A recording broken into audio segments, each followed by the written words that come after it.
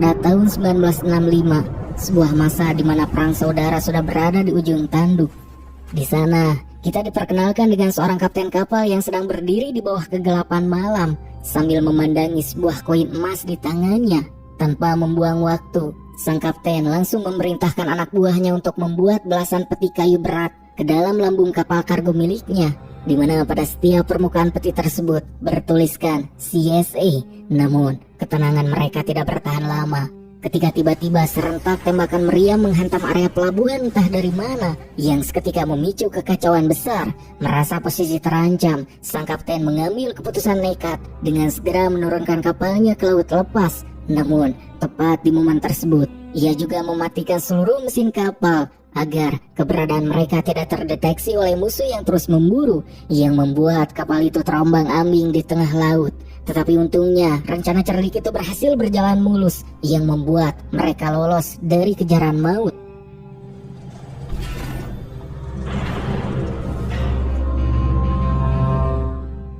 Cerita kemudian melompat jauh ke masa kini, di mana kita diperkenalkan dengan seorang dokter bernama Sophia. Ia terlihat sedang berada di dalam sebuah mobil WHO di tengah wilayah Nigeria. Di tempat tersebut, sebuah penyakit aneh mulai menyebar dengan sangat cepat, menyerang siapa saja tanpa ampun. Ketegangan semakin meningkat saat Sophia memeriksa seorang anak yang baru saja tiba. Ia mendapati kenyataan aneh bahwa anak tersebut menderita gejala yang sama persis dengan pasien lainnya, sebuah penyakit mematikan yang bahkan belum pernah dipahami oleh dunia medis. Menurut pengakuan sang ibu, kondisi anaknya mulai memburuk tepat setelah ia kembali dari perjalanan ke wilayah Mali bersama ayahnya. Menyadari situasi yang semakin kritis, Sophia langsung memperingatkan seniornya bahwa ini adalah korban ke-6 yang mereka temukan dan mendesak agar kasus ini segera dilaporkan ke pusat WHO. Namun seniornya justru bersikap pesimis karena dengan jumlah kasus yang masih sedikit, tak akan ada pihak yang mau peduli untuk memberikan bantuan. Karena sifat keras kepala juga didorong rasa kemanusiaan, Sophia akhirnya memutuskan untuk pergi ke Mali seorang diri demi mencari tahu asbabul kurunyung atau penyebab sebenarnya dari sumber penyakit mengerikan tersebut. Masalahnya, wilayah Mali saat itu sedang membara akibat perang saudara yang sangat kejam. Senior Sophia bahkan memperingatkan bahwa dalam situasi seberbahaya itu, pihak berwenang tidak akan pernah memberikan izin perjalanan. Sementara itu, dari kejauhan, seorang pria misterius bertopeng tampak sedang mengawasi gerak-gerik mereka dengan pandangan tidak suka. Sebelum berangkat, Sophia menyadari bahwa ia juga harus mengambil sampel darah dari ayah sang pasien yang kabarnya bekerja di sebuah mercusuar tua. Namun, sampainya di sana, Sophia justru mendapati kenyataan mengerikan, di mana pria itu sudah terbujur kaku tak bernyawa dengan kondisi tubuh yang mengenaskan. Di tengah kepanikan, Sophia tetap memberanikan diri mengambil sampel darah korban, lalu bergegas keluar dari mercusuar. Tetapi saat ia hendak masuk ke dalam mobilnya, pria bertopeng tadi tiba-tiba muncul dan langsung menyerangnya secara brutal.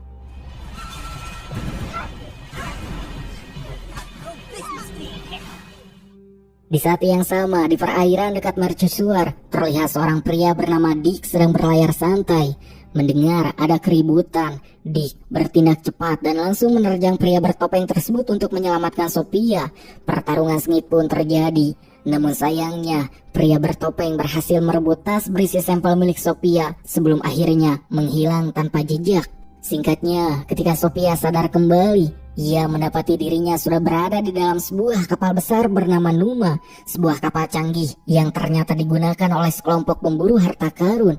Di atas dek, Dick tampak baru saja naik dari dasar laut sambil membawa sebuah patung kuno yang sangat berharga. Sebenarnya, Dick dan timnya berada di perairan tersebut bukan tanpa alasan, sebab ternyata target utama mereka selama bertahun-tahun adalah mencari keberadaan bangkai kapal misterius yang membawa peti emas bertuliskan CSA.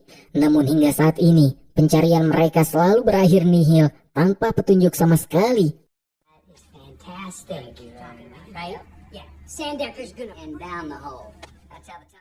Demi mencari informasi tambahan, Dick kemudian menemui seorang dealer barang antik di Nigeria.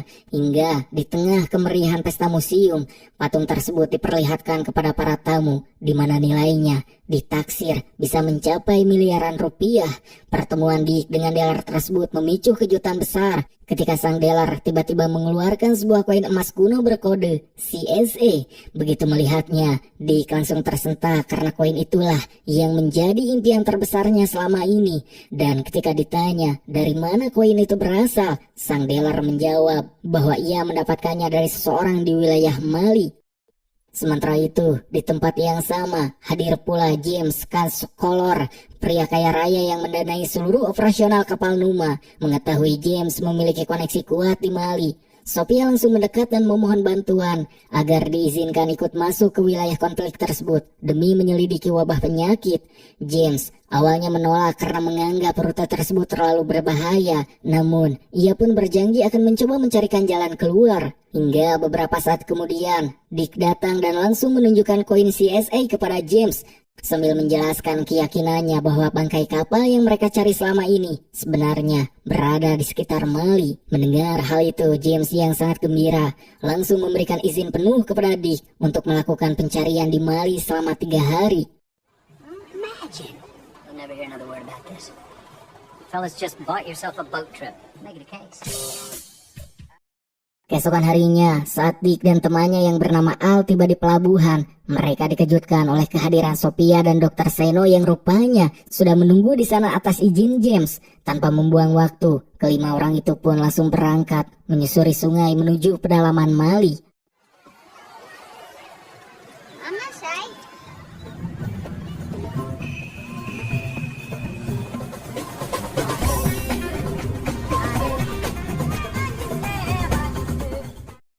Keesokan paginya, setelah tiba di lokasi tujuan, tim terpisah menjadi 2 arah. Sophia dan Dr. Seno pergi menjalankan investigasi medis mereka, sedangkan Dick mendatangi rumah pria yang dikabarkan menemukan koin emas tersebut. Namun sesampainya di sana, harapan mereka langsung pupus saat mengetahui bahwa pria tersebut sudah lama meninggal dunia. Di tengah rasa putus asa karena jalur pencarian seolah kembali tertutup rapat, pandangan Dick tertuju pada sebuah masjid tua yang berdiri kokoh di dekat sana. Ia berpikir bahwa tempat religius biasanya menyimpan catatan sejarah di masa lalu, di mana mereka bertiga pun memutuskan untuk masuk dan menemui penjaga arsip di sana. Waalaikumsalam. I'm looking for a boat. About 140 years ago. We use events to find dates, not dates to find. Hingga pencarian mereka pun membuahkan hasil saat salah satu penjaga menemukan catatan kuno yang menyebutkan bahwa bertahun-tahun lalu pernah ada sebuah kapal besar yang hanyut tanpa awak ke wilayah tersebut, sebelum akhirnya kembali tersapu oleh arus deras ke laut lepas. Informasi berharga ini pun membuat Dick langsung bergerak cepat menuju kota Tau yang berada tak jauh dari posisi mereka.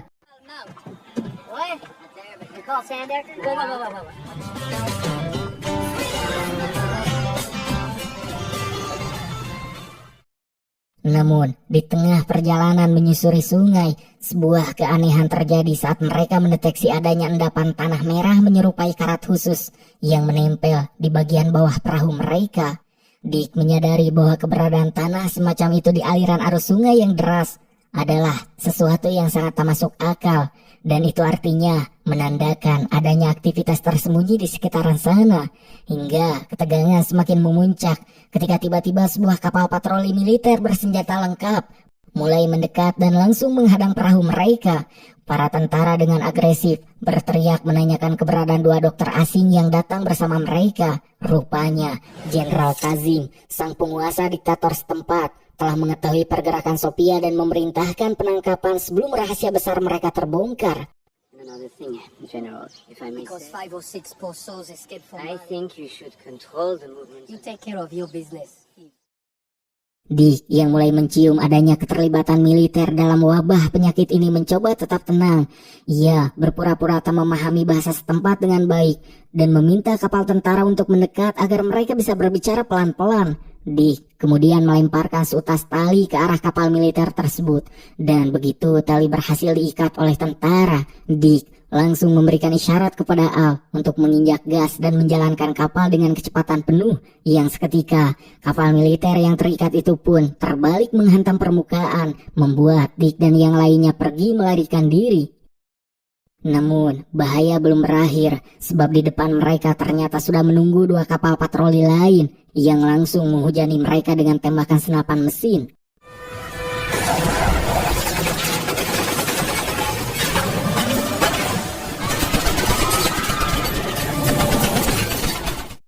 Sadar bahwa kapal mereka akan segera hancur, Dick mengambil keputusan nekat dengan merobek tangki bahan bakar perahu agar memicu ledakan besar sebelum akhirnya mereka bertiga melompat ke dalam sungai. Tepat setelah mereka terjun, peluru musuh menghantam tangki tersebut dan memicu ledakan dahsyat yang ikut menghancurkan kapal-kapal militer di sekitarnya. Setelah berhasil berenang ke tepi dan bersembunyi di sebuah bangunan kosong, Rudy yang mulai panik bertanya, apakah mereka harus menghentikan pencarian kapal harta karun tersebut? Namun Dick dengan tegas menjawab bahwa fokus mereka sekarang harus dialihkan untuk menyelamatkan Sophia dan Dr. Zeno, karena jika kedua dokter itu jatuh ke tangan militer, mereka pasti akan dieksekusi. Dick pun menyuruh Rudy untuk segera menyeberangi perbatasan demi mencari bantuan, sementara dirinya bersama Al bergerak masuk ke area konflik. Di sisi lain, Sophia dan Dr. Zeno tiba di sebuah desa terpencil yang tampak kosong melompong tanpa ada tanda-tanda kehidupan. Rasa penasaran yang tak terbendung membuat Sophia memberanikan diri masuk ke dalam salah satu rumah warga, di mana ia mendapati kenyataan mengerikan, yaitu puluhan mayat menumpuk di dalam ruangan dengan kondisi yang sama akibat wabah penyakit misterius tersebut. Keesokan paginya, Sophia melihat sebuah sumur tua di tengah desa dan berniat mengambil sampel air dari dasarnya. Namun, tepat saat Sophia berada di bawah sumur tersebut, sebuah bahaya besar datang ketika pasukan tentara militer tiba-tiba mengepung tempat tersebut. Tanpa ampun, para tentara langsung melepaskan tembakan beruntun, membabat seluruh warga tersisa dan menjedor Dr. Zeno hingga tewas di tempat. Sophia yang mendengar kejadian itu dari dalam sumur hanya bisa membisu sambil menahan rasa takut yang luar biasa. Tak lama kemudian, sebuah helikopter mendarat dan keluarlah sosok Jenderal Kazim yang tampak sangat marah karena gagal menemukan dokter wanita yang dicarinya. Dick dan Al yang baru saja tiba di pinggiran desa terpaksa menyaksikan pembabadan tersebut dari balik persembunyian mereka, hingga situasi semakin menjepit saat anak buah Kazim mulai menyisir seluruh area desa untuk mencari keberadaan Sophia.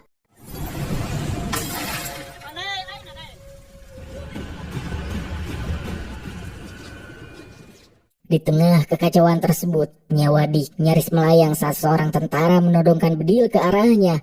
Namun beruntung, Sophia tiba-tiba muncul dari belakang dan berhasil melumpuhkan tentara tersebut. Meskipun sangat terpukul atas kematian Dr. Zeno, Sophia terpaksa harus menahan kesedihannya karena Dick mendesak mereka untuk segera angkat kaki dari desa yang sudah berubah menjadi ladang pembabadan tersebut. Drive north about 3 hours. Sorry. Setelah berhasil lolos dari kepungan militer Kazim, pelarian mereka justru membawa mereka ke wilayah baru yang tak kalah berbahaya. Sekelompok pasukan berkuda bersenjata tradisional tiba-tiba mengepung dan menangkap mereka untuk dibawa menghadap pemimpin mereka.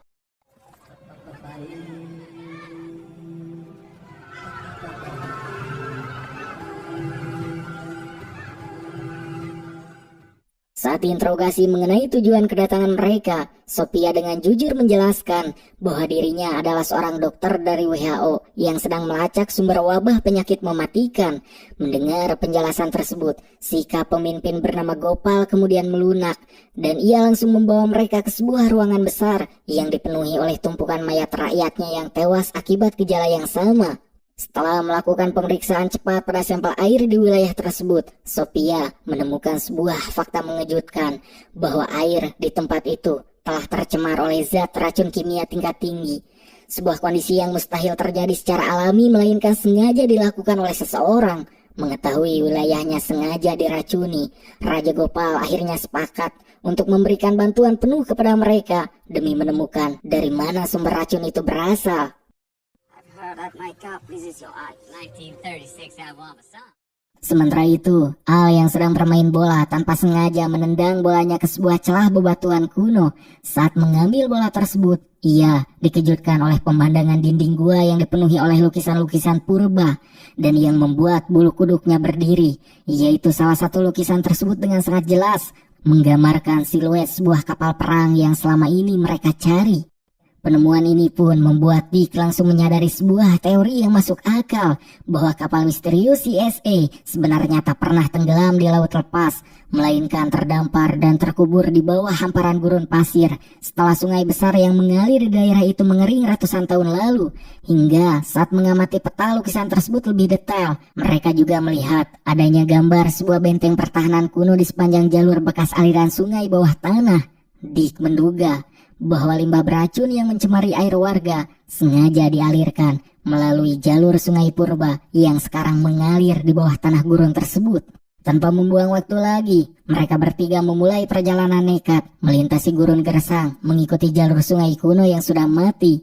Hingga beberapa saat kemudian, benteng pertahanan yang ada di lukisan tersebut akhirnya muncul di hadapan mereka.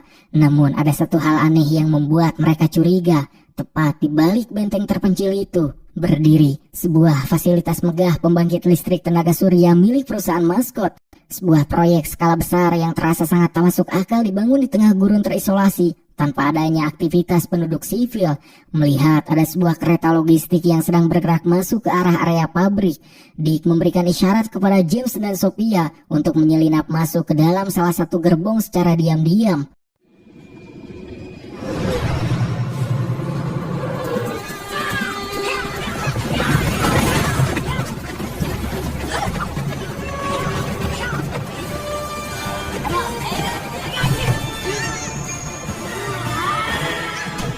Di tempat lain, Rudy akhirnya bertemu dengan Giorgino di pos perbatasan.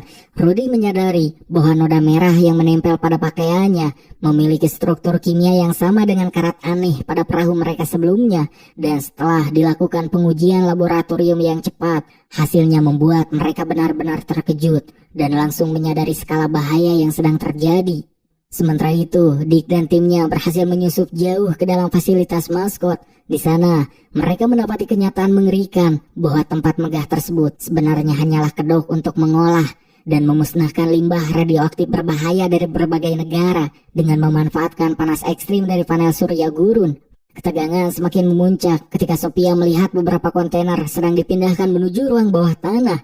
Mereka pun memutuskan untuk mengikuti pergerakan lift logistik tersebut, dan begitu pintu basement terbuka, mereka langsung disuguhkan oleh pemandangan yang membuat dada sesak, yaitu ribuan ton limbah beracun ditumpuk begitu saja secara ilegal selama bertahun-tahun. Bahkan beberapa kontainer terlihat sudah bocor yang membuat cairan kimia beracun berwarna hitam itu meresap langsung ke dalam sistem aliran air bawah tanah yang menjadi satu-satunya sumber konsumsi rakyat Mali. Di saat yang sama, Rudy bergerak cepat membawa laporan hasil laboratorium tersebut ke Kedutaan Besar Amerika Serikat, memicu kepanikan massal di kalangan diplomat yang awalnya menolak percaya bahwa ada kejahatan lingkungan sebesar itu sedang terjadi di Mali. Namun, nasib sial menimpa Dick dan Al di dalam pabrik, di mana pergerakan mereka akhirnya terendus oleh sistem keamanan, membuat mereka pun langsung ditangkap dan dibawa ke hadapan Maskot, sang pemilik perusahaan fasilitas tersebut. Saat Sophia dengan marah menuduh bahwa aktivitas ilegal perusahaan telah membabat ribuan warga sivil, Maskot mencoba membela diri dengan dalih bahwa mereka sedang melakukan proses pemusnah limbah secara aman. Namun argumen itu runtuh ketika Sophia memaparkan bukti kebocoran basement yang telah meracuni jalur air bawah tanah, yang tentu hal itu membuat Maskot mulai panik karena menyadari kedoknya telah diketahui Sophia. Maskot kemudian memerintahkan anak buahnya untuk mengikat erat tangan Dick dan James, lalu melemparkan mereka ke dalam bak belakang sebuah truk militer untuk segera dieksekusi. Namun, di tengah kondisi terjepit itu, Dick menggunakan kecerdasannya dengan memanfaatkan koin emas kuno untuk membongkar paksa mekanisme kunci rantai pada pintu truk, hingga akhirnya mereka berdua pun berhasil melompat keluar dan meloloskan diri.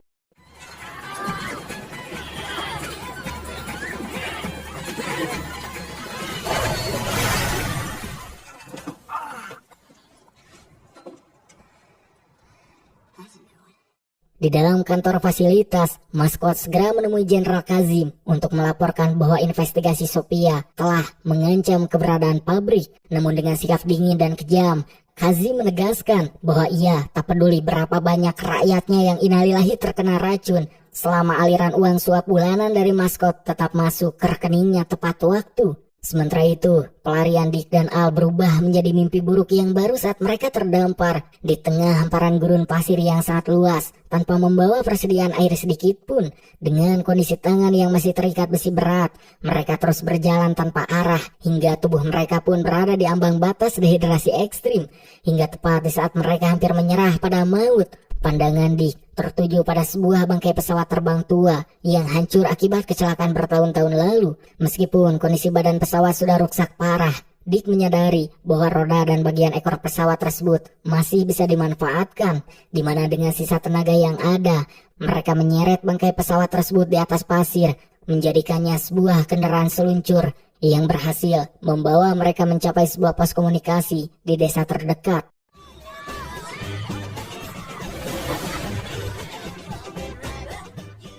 Dari sana, Dick langsung menghubungi Ruby untuk menjelaskan titik koordinat keberadaan pabrik limbah tersebut. Demi mendapatkan transportasi yang memadai, Dick terpaksa menjual koin emas CSA kesayangannya kepada seorang kolektor lokal demi membeli sebuah mobil jeep tua. Dengan kendaraan tersebut, dirinya dan Al kembali menemui Raja Gopal untuk meminta bantuan pasukan militer. Namun, sang raja menolak karena menyadari kekuatan persenjataannya tak akan mampu menandingi militer milik Kazim. Meskipun sebagai gantinya, ia meminjamkan sebuah kendaraan taktis berlapis baja miliknya.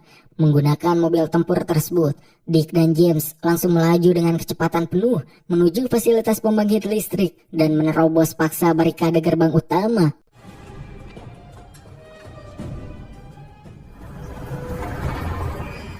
Mengetahui fasilitasnya kembali disusup secara agresif, maskot langsung panik dan memerintahkan evakuasi massal.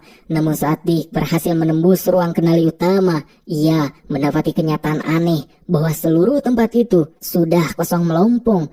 Al menduga bahwa maskot sengaja mengosongkan pabrik karena berita kebocoran limbah ini sudah mulai tercium oleh pemerintah Amerika dan mereka berniat untuk meledakkan seluruh fasilitas demi menghapus semua jejak kejahatan. Mereka pun kemudian membagi tugas. Al segera turun ke ruang basement untuk mencari lokasi bom penghancur, sementara Dick pergi mencari Sophia sebelum semuanya terlambat. Got it.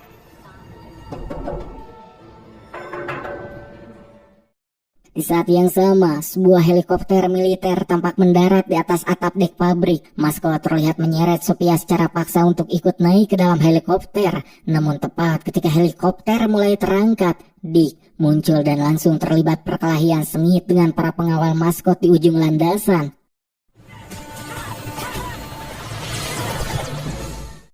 Melihat ada kesempatan di tengah kekacauan, Sophia mengambil keputusan nekat dengan melompat keluar dari pintu helikopter yang sedang melaju rendah, kemudian menyelamatkan Dick yang sedang kewalahan.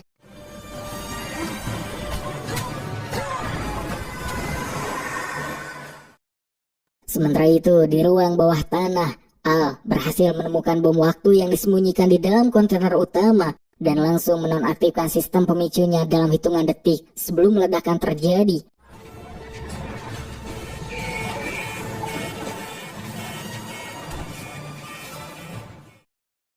Menyadari rencana peledakannya digagalkan, maskot yang berada di udara langsung memerintahkan sang pilot untuk segera kabur. Dick, Sophia, dan Al segera kabur menggunakan mobil untuk keluar dari pabrik beracun tersebut. Namun bahaya belum selesai, karena kini helikopter tempur milik Jenderal Kazim langsung memburu mereka dari udara sambil menghujani mobil mereka dengan tembakan meriam otomatis.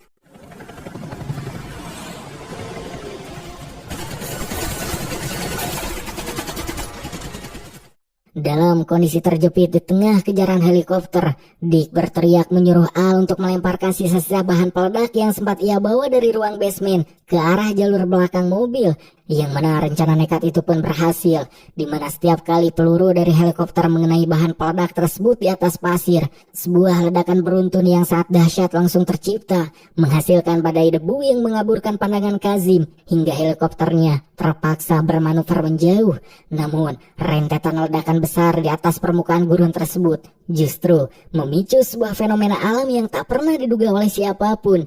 Sebab dorongan gelombang kejut yang sangat kuat seketika menyapu bersih tumpukan pasir pembatas. Dan tepat di momen tersebut, sebuah siluet besi raksasa yang sudah terkubur selama ratusan tahun akhirnya muncul kembali ke permukaan lautan pasir. Dan itu adalah kapal perang CSA yang selama ini dicari oleh Dick dan yang lainnya. Tanpa berpikir panjang, Dick langsung mengarahkan mobil untuk mendekat ke arah bangkai kapal untuk berlindung di dalam lambung kapal kuno tersebut. Namun Kazim yang menyadari mangsanya bersembunyi di dalam sana segera memerintahkan seluruh pasukan daratnya untuk mengepung tempat itu dari segala penjuru. Hingga hantaman peluru meriam dari helikopter Kazim pun merusak struktur dinding dalam kapal yang membuat beberapa peti kayu tua hancur berkeping-keping dan seketika menjatuhkan puluhan koin emas berkilauan ke lantai. Dick yang melihat hal itu sempat terpaku karena tak percaya bahwa harta karun legendaris yang ia kejar juga cari-cari selama hidupnya kini berada tepat di depan matanya. Namun, ketenangan itu terusik oleh rentetan tembakan yang semakin gencar menghancurkan langit-langit kapal. Di tengah keputusasaan tersebut, pandangan Dick tertuju pada sebuah meriam artileri kuno milik kapal yang ternyata masih berada dalam kondisi utuh. Dengan sisa mesiu yang mereka temukan di dalam peti logistik kuno, Dick dan James bekerja cepat mengisi selongsong meriam, lalu membidikan mortalnya langsung ke arah helikopter Kazim yang sedang terbang rendah menyisir dek atas.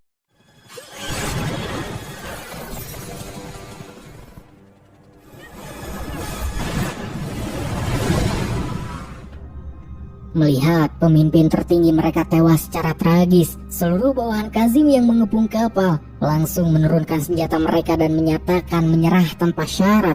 Ketika Dick, Sophia, dan James keluar dari lambung kapal dengan kondisi tubuh dipenuhi debu, mereka sempat kebingungan mengapa pasukan militer sebesar itu menyerah begitu cepat. Namun saat mereka menoleh ke arah bukit pasir, rasa heran mereka terjawab ketika melihat ribuan pasukan berkuda milik Raja Gopal ternyata sudah mengepung seluruh sisa wilayah pertempuran tersebut.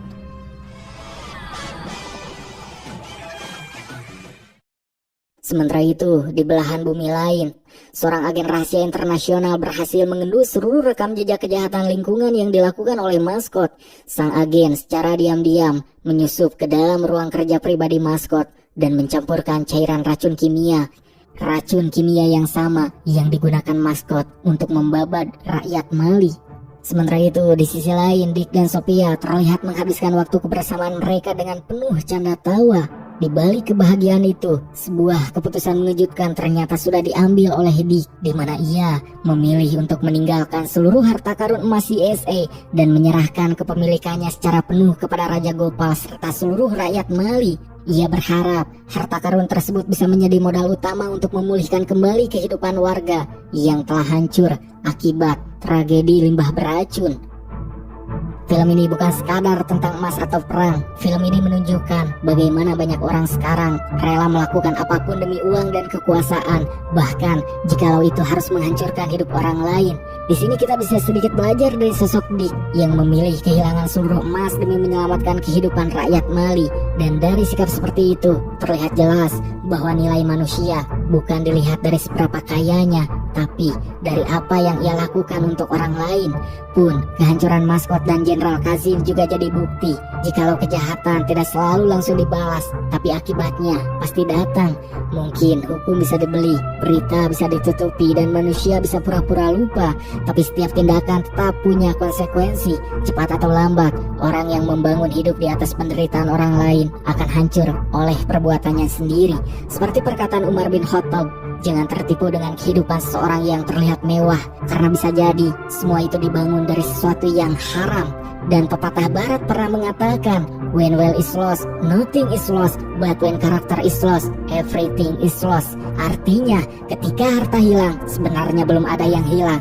Tapi ketika moral dan integritas hilang, maka semuanya sudah hilang. Karena pada akhirnya banyak orang berhasil menjadi kaya, tapi gagal menjadi manusia.